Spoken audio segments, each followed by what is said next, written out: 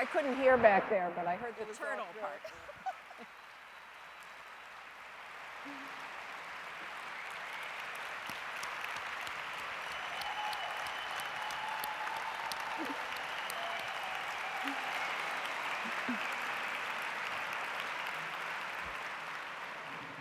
First of all, I just want to congratulate every single one of you here because you have done the single most important thing, which is to come together, form a community, see that values could and should be different, and support each other.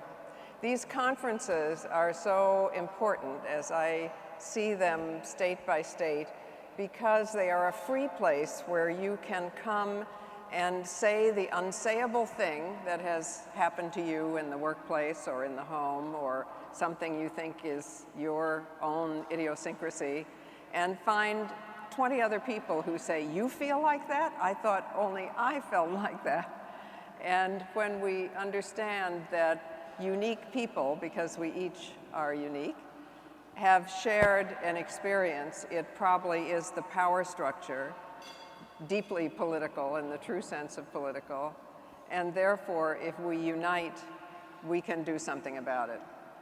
And I've discovered about these conferences that they're completely unpredictable. Is that what you're discovering? I mean, the most important thing that happens to you today may be the person sitting next to you, right? Or it may be nothing that I say or nothing that the presentations give you, but forming a group that is going to continue this spirit, this alternate reality in the rest of your life. Or it may be a bit of information, encouragement, something that gets to you at exactly the right time. But whatever it is, it comes because you have had the courage, the insight, the daring to come here and form an alternate reality for a day. The rest of the world could be a lot more like this room right now. And if we unify, we can be the energy cell that helps to make that happen. Now, of course, there's a lot I want to say to you, and I couldn't figure out how to do it because there were so many different things. So finally, I decided that I would imitate David Letterman. And I would give you the 10 top reasons, or the 10 top fearbusters, very diverse, that have helped me in the hope that maybe one of them might help you. I have to say there's a certain irony for me in being here talking about fearlessness, because the single thing I feared the most was public speaking. I did not speak in public until I was in my mid-30s. I was terrified. I lost all my saliva. Does that happen to you? Each tooth acquired a little Angora sweater. And I devoted much of my life to avoiding speaking. It was only the women's movement and the inability to get published the excitement that I felt in those halcyon days of figuring out that we were not crazy, the system is crazy, that got me to speak at all. So I just want to tell you that if you're afraid of public speaking, all that I have discovered is you don't die. And I did discover, too, that something happens when we're together in a room like this that can't happen on the printed page.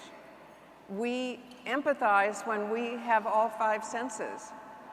There are things that no computer, no Google, no website can possibly supply. So there is a reward every time you pass a barrier. All right, so I have 10 top fearbusters here. Apologies to Mr. Letterman. I think the first one is to reverse the golden rule. You know, the golden rule was created by a smart guy for guys, and it does make a lot of sense to treat other people as we would want to be treated. But for women, it usually needs to be reversed. We need to learn to treat ourselves as well as we treat others.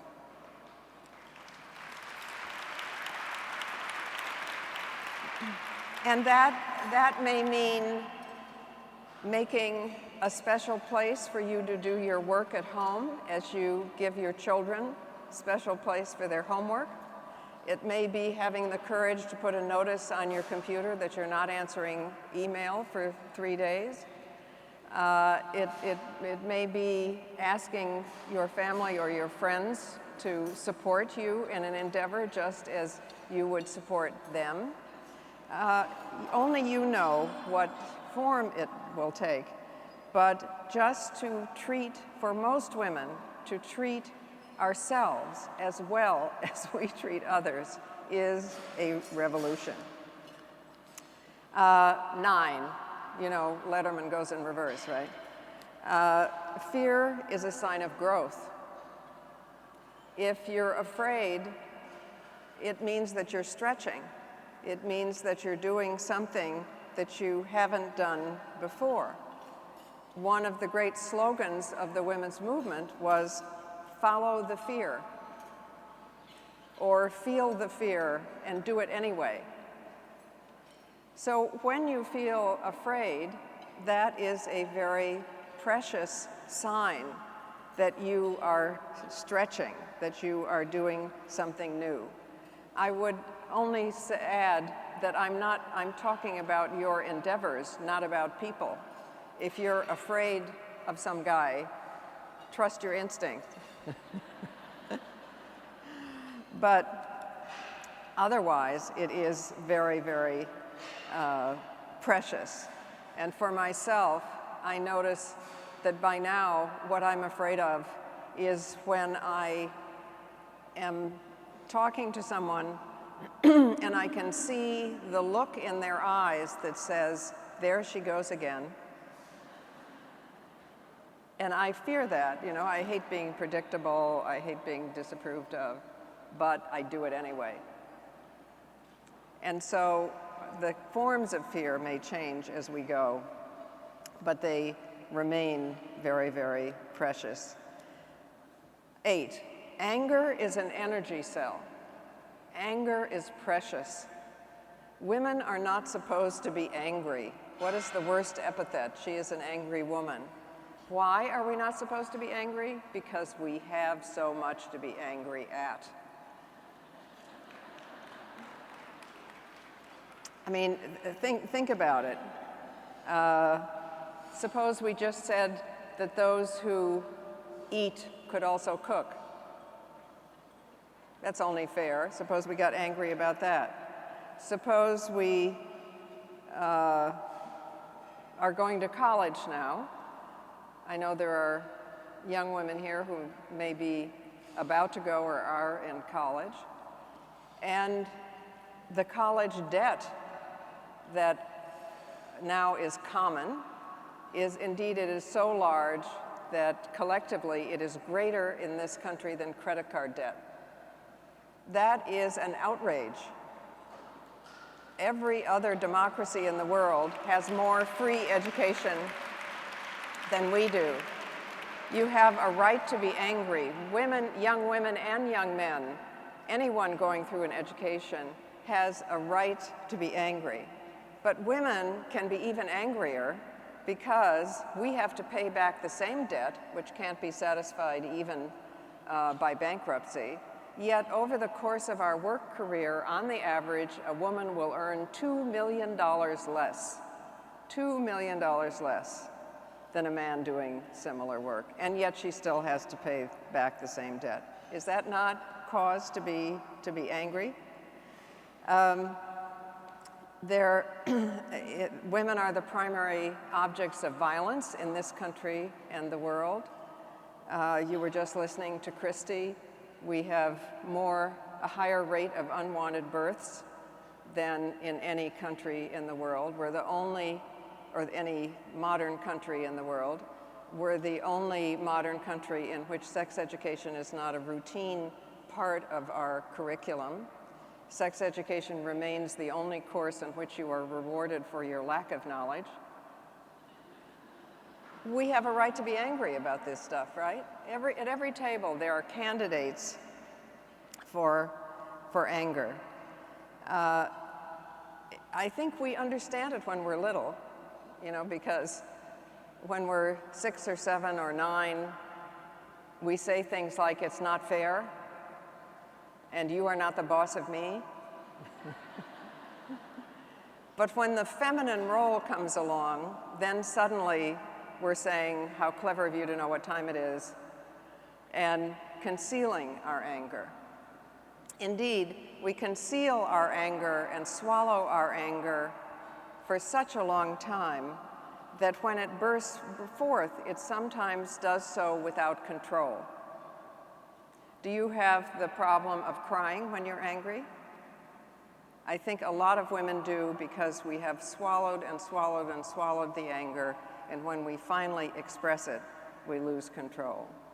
Obviously, if we express it at each step of the way, we will not lose control. But even if we lose control, do it anyway. I met a woman executive, a very high-level woman executive, who told me that she cried when she got angry. And at first she was very embarrassed because there were legitimate reasons for her getting angry in a professional setting, but she was afraid to express it because crying was perceived by her male colleagues and some of her female colleagues as a sign of weakness. And you know what she did?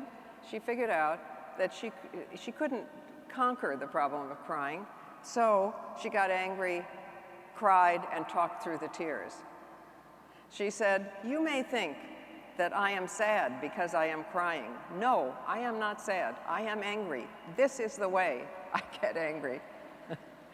And it actually worked. So whatever it is that we find in ourselves, we needn't be ashamed of it. We can use it in a constructive way. 7, we need so much to make sure that we are using our own unique talents and not simply being imitative. I went back to my college reunion after many, many years, and I was saying this to my peers, and one of the women said to me the saddest thing of my generation, I think, which is, how do I know what my talents are? And so I began to think about that. How do we know? Well, I think we know in all kinds of ways. For instance, when we're doing something and we forget what time it is, that is our unique talent. When we would do it even if we didn't get paid, though I certainly want you all to get fairly paid, that is your unique talent.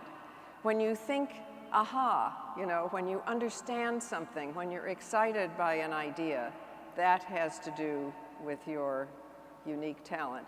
Often, I find people's unique talent makes them laugh, because laughter is a sign of learning. Have you ever noticed that when two things come together unexpectedly and make a third, you laugh? Einstein said that he had to be very careful when he was shaving, because if he thought of something new, he laughed and he cut himself. If there's joy in it for you, if it draws you to it, it is your unique talent. And inside each one of us, there is a person who is a combination of environment and heredity that has happened in a way over millennia upon millennia that could never have happened before and could never happen again. That is the uniqueness in each of you. It is that balance of uniqueness on the one hand and membership in the human community on the other. And there is no greater joy than finding that unique talent. 6, measure yourself by the real, not the ideal. As I'm going around to campuses and to employment settings, I notice that women tend to hang back in, say, asking for tenure or asking for a raise or asking for advancement, whatever it is, because they have a feeling of inadequacy when compared to the ideal. What should that person have? What characteristics should that higher executive or that professor have? And if I say to them, never mind the ideal, what about Harry? who has the position now, it's a whole different world. You know, if they compare themselves to the reality and not to the ideal. 5, look for allies everywhere. Everywhere. Don't be bound by conventional hierarchies.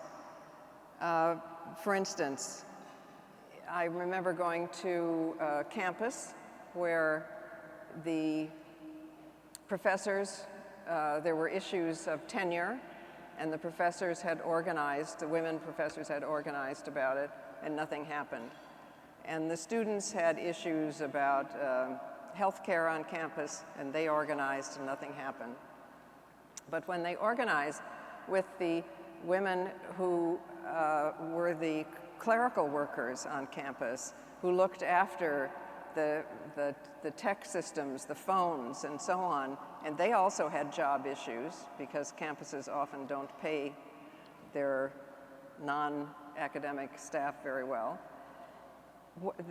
When they organized, when the 3 groups organized together and not a phone call went in or out of that campus for 24 hours, the professors got attention to the tenure issues, the students got attention to the health clinic issues.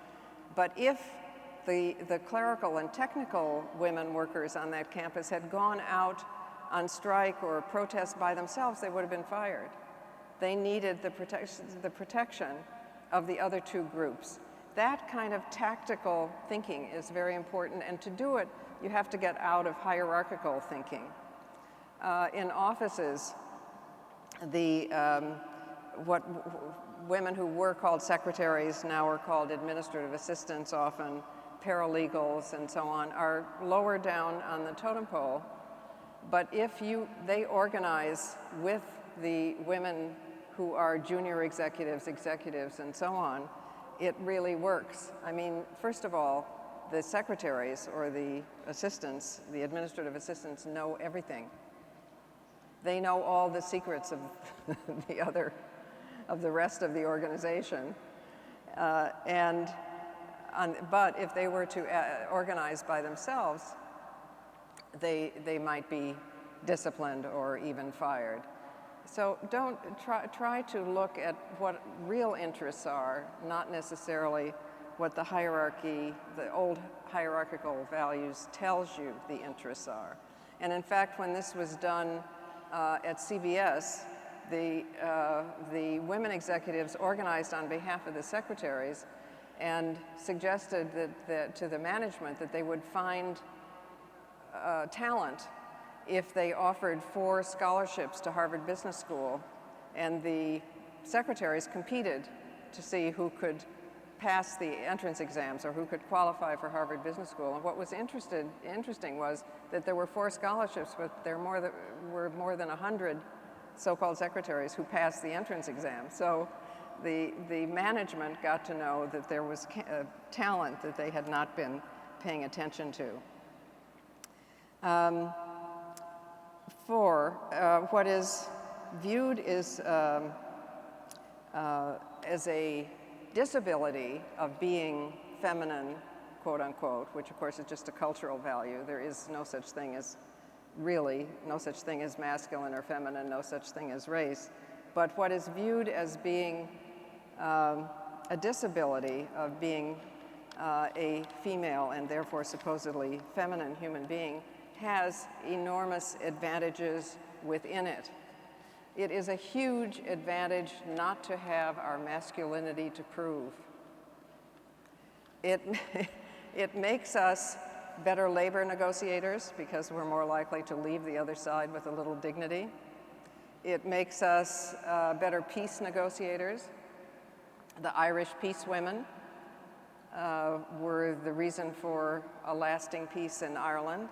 In Liberia, if you've seen the film Pray the Devil Back to Hell, you will see that it was Muslim and Christian women organizing together with great danger and over a long period of time who caused the criminal chief of state to be taken off to the International Criminal Court, and an election to be held.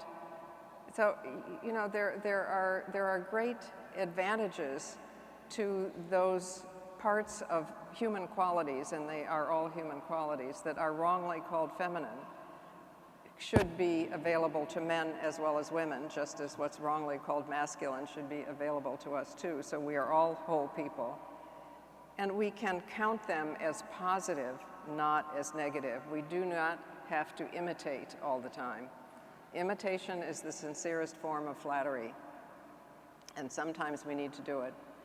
But often we are selling ourselves short. We are failing to innovate when we imitate. 3, just about everybody can learn to change, even us, and even them.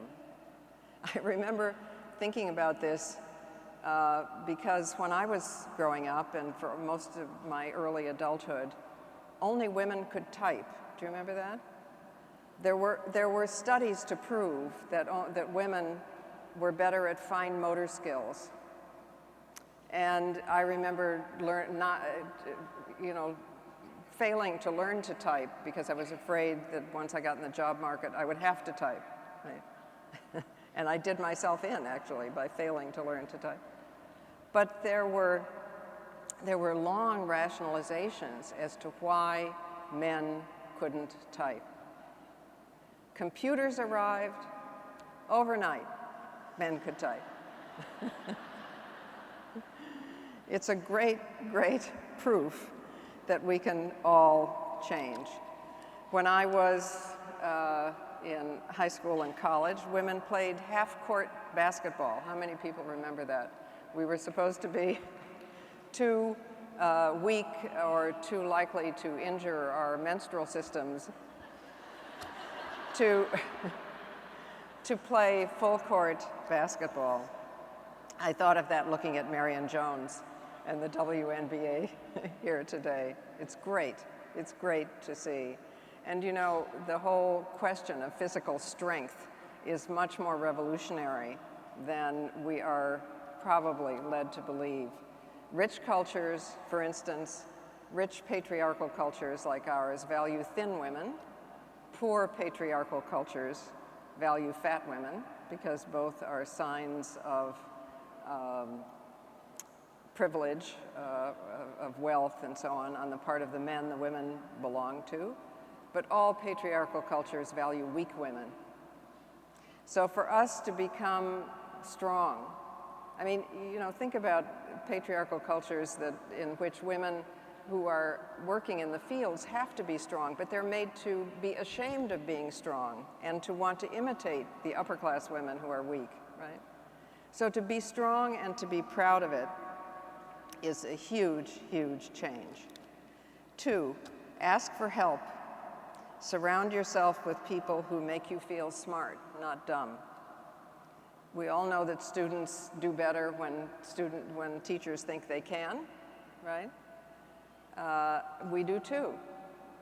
If somebody makes you feel, if a group or an individual makes you feel incompetent, awkward, not smart, don't hang out with them. Hang out with people who support you, whose belief in you allows you to be better than you are. And finally, remember that our humanity, our equality, our self-determination is the key to everything. You are not being selfish when you insist on democracy in the home, because democracy in the home is the core of democracy everywhere. You are not being selfish or small in any way. You are not talking about a small issue when you talk about domestic violence, because violence in the home normalizes violence everywhere else. You can draw a direct line from violence in the home, child abuse, battered women, violence in the home, to the degree to which violence is acceptable in the street and in foreign policy. It is what normalizes violence in our most tender years. And it is also what cuts off the leap of empathy between one human being and another, which is otherwise part of our evolutionary equipment. The species wouldn't have survived unless, when we saw a member of our species in trouble, we hadn't felt the instinct to help and helped. In fact, when looking at the Good Samaritans in World War II, that is the people who helped Jews when they themselves were not Jewish, at great danger to their own lives, there were many studies because we wanted to replicate them. How did that happen, right? And people looked at education level, at religion, at family structure, at all kinds of things. And the single most important, most shared element was that they had not been abused as children. They had not had that leap of empathy cut off so that they came to believe very young that there were only two choices: to be the victim or the victimizer, which is what child abuse does, which is the kind of ritualized, institutionalized child abuse that allowed Europeans to run an empire. Why else do we think that little boys were taken away from their parents at the age of 5 and put in cruel boarding schools, but to break the bond of empathy they might otherwise have felt with the people they were dominating and victimizing. There is nothing more debilitating, more damaging than having really no home. There's no safe place. Sometimes women in prison say to me a very moving thing, which is that in prison is the first time they've felt safe. If we can create a zone of democracy and at least nonviolence in the home, there is nothing that we might not also change. If we raised one generation of children without violence and humiliation, we have no idea what might be possible. What you are doing today is the single most important thing on earth. You may wonder why you're in this jam, if you know what I mean. Why are women, if we're so smart, why aren't we rich? You know, how did we get in this inferior position?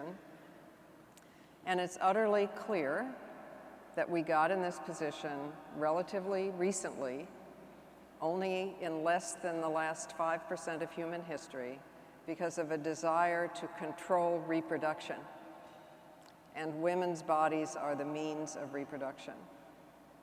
When Europeans arrived on these shores, Native American, what are now called Native, the 500 or 600 groups that were here, women controlled their own fertility. The cultures, the paradigm of the cultures was the circle, not the pyramid, not hierarchy. There was no division between people and nature. In fact, most of the languages didn't have gender. There was no he and she. There was no word for nature because people were not perceived as being separate from nature. And if you read the letters of Benjamin Franklin and other Europeans who were remarking on these cultures, they are astounded that these savages, as Benjamin Franklin said, don't even rape their women prisoners. And they were astounded and disapproving that people did not beat their children. Europeans thought that you had to beat the devil out of children. So I say that just to say that on the ground where we now sit, there were once very different cultures. It's not human nature. The problem is, well, the good news is humans are infinitely adaptable, and the bad news is humans are infinitely adaptable. We can change the hierarchical, divided into masculine and feminine way we have been brought up, And if we do that, it will denormalize other divisions of birth, of race, of class, of ethnicity, of sexuality, and perhaps once again, as was once the case, we will be able to be unique human beings and also members of a shared human community. Now, how do we get there? Well, I think, you know, Marx was smart about a lot of things, but I think what did in Marx especially, and even Engels, was that they thought the end justified the means, and actually the means is the end. So do we know what's going to happen in the future? No, we can't control the future. But what we do know is that if we want laughter and poetry and dancing and democracy and nonviolence and democratic families at the end of our revolution, we have to have dancing and community and laughter and poetry and democratic families every step of the way. That is how we will get there, and that's why groups like this are the single most important transformational groups that could possibly exist. So take this with you when you go. You know, make sure that you have a women's group, or if there are like-minded men too, that you meet with at least once a month, hopefully once a week, because the world isn't running this way yet. Most people want it, but it's hard to see because the institutions are still hierarchical, are still dividing us. I find that I could not possibly have got along without having a group of people, a changing group, but a constant group of people who shared these kinds of values and who I saw at least once a week or once a month. Of course, in my case, because I sort of, you know, am recognizable as part of this change, I actually get to have a floating group. I get on a plane and the flight attendants are instant girlfriends. And they sneak me food out of first class and ask, you know, when the cleaning woman in the airport says, "Oh, honey, I sleep in this closet over here. Do you want to sleep there between planes?" I mean, you know, it's there. You just, if you send out a signal, you will find it. Take this atmosphere in this room with you, make it part of your lives, and the future will be a lot more like this room. Thank you.